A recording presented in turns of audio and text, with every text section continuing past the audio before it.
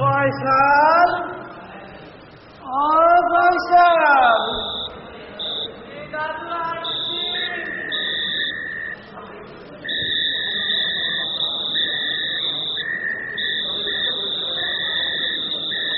নামাজ পড়েছ দাদু ভাই? না দাদু ভাই, আজকে না ঘুম থেকে উঠতে একটু দেরি হয়ে গেল দাদু ভাই। কি বললে দাদু ভাই? এখনো অনেক সময় আছে, যাও যাও নামাজটা আদায় করে এসো। আচ্ছা দাদু ভাই।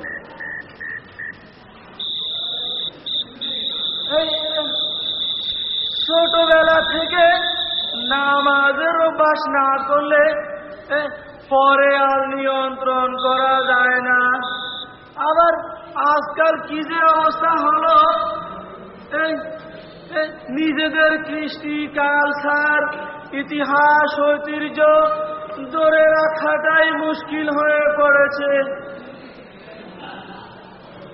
আল্লাহুম্মা সাল্লি আলা সাইয়্যিদিনা মাওলানা মুহাম্মদ ওয়া আলা আলি সাইয়্যিদিনা মাওলানা মুহাম্মদ। ফয়সাল, নামাজ পড়া শেষ হলো? দাদু ভাই আসছি। নামাজ পড়ে এসেছি দাদু ভাই। চলো দাদু ভাই, একটু বাহিরের মুক্ত বাতাস খেয়ে আসি। নামাজ পড়ে সকালবেলা বাহিরে একটু হাঁটাহাঁটি করলে মনটা ঠান্ডা থাকে আর স্বাস্থ্যের জন্য উপকারী।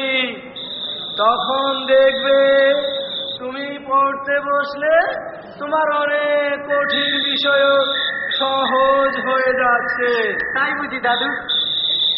চলো আমরা একটু বাহির থেকে হেঁটে আসি।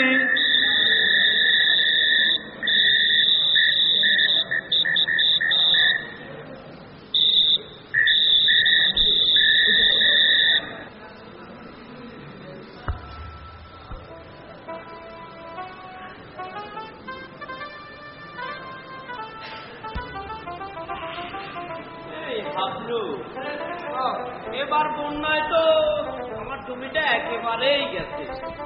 কি বলবো, কথাটা বল।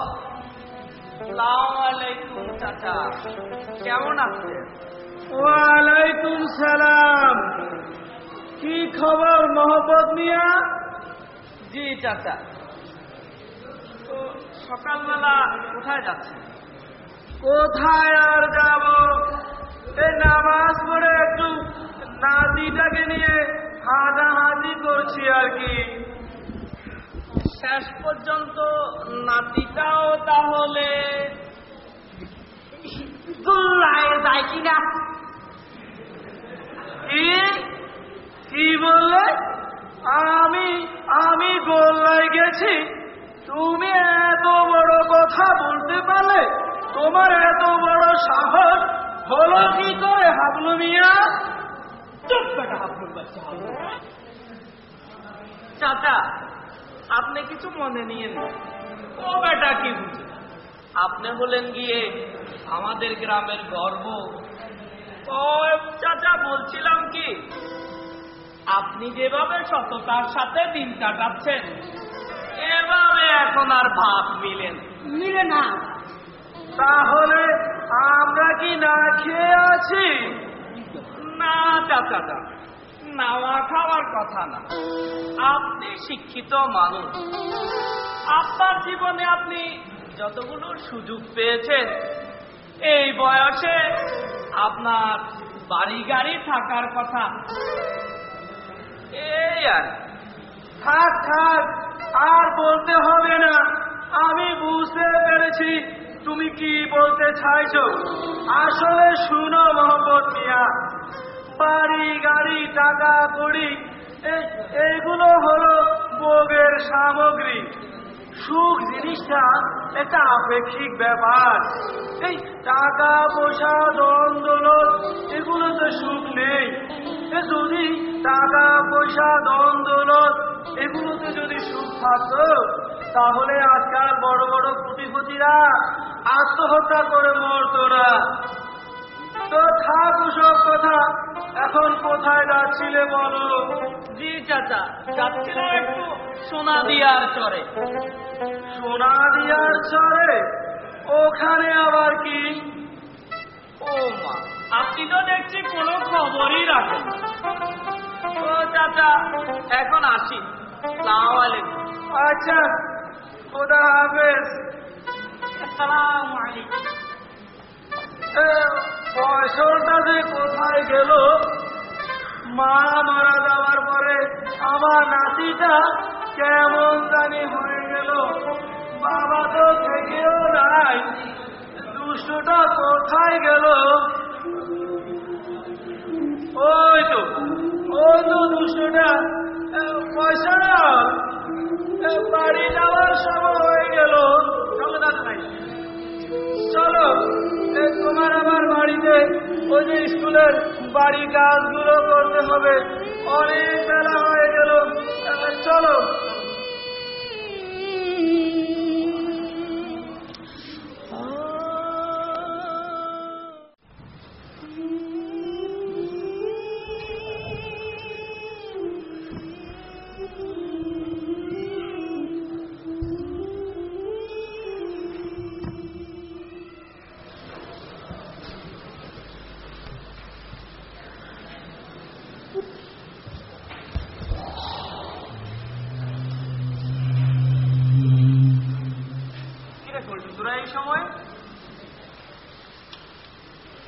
তুমি কেমন আছো? বালা টালা আছোনি? কোথায় ক্রিকেট খেলা তাও কি জানো? তুমি কেমন আছো? বালা টালা আছোনি? আজকে কোথায় ক্রিকেট খেলা তাও কি জানোনি? টিভিতে নাটক আছে, কোন সিনেমা, সন্ধ্যায় ব্যান্ড শো, তাও কি জানো না? একটু আস্তে আস্তে। দাদুভাই দেখতে পেলে হাড্ডি মাংস একদম গুঁড়ো করে ফেলবে। আরে শুন, তোর দাদুভাই তোকে পড়ার টেবিলে রেখে সেই কবে বাজারে চলে গেছে, আসতে অনেক দেরি হবে, বুঝছিস? এভাবে ঘরে বসে বসে তো তুই কোনো ব্যাংক হয়ে যাবি। এভাবে পড়লে বুঝি কোনো ব্যাংক হয়? আর রাখ তোর পড়ালেখা। আগে প্রবাদে ছিল কি জানিস? পড়ালেখা করে যে গাড়ি ঘোড়া চড়ে সে। আর এখন কি হয়েছে জানিস? পড়ালেখা করে যে গাড়ি চাপা পড়েছে। তোরা সব কি বলছিস? আমার মাথায় কিছুই ঢুকছে না। এ পয়সাল, অত বুঝাবুঝি দরকার নাই। চল বাইর থেকে একটু টাঙ্গি নিয়ে আসিস। চল চল চল, আরে চল চল, আরে আরে চল চল, আরে চল।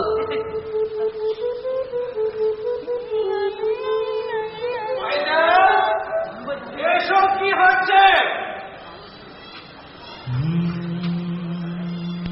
পড়ালেখা রেখে বন্ধুদের সাথে আড্ডা দেওয়া হচ্ছে।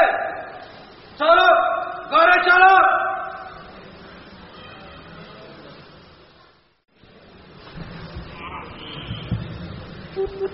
হাবলো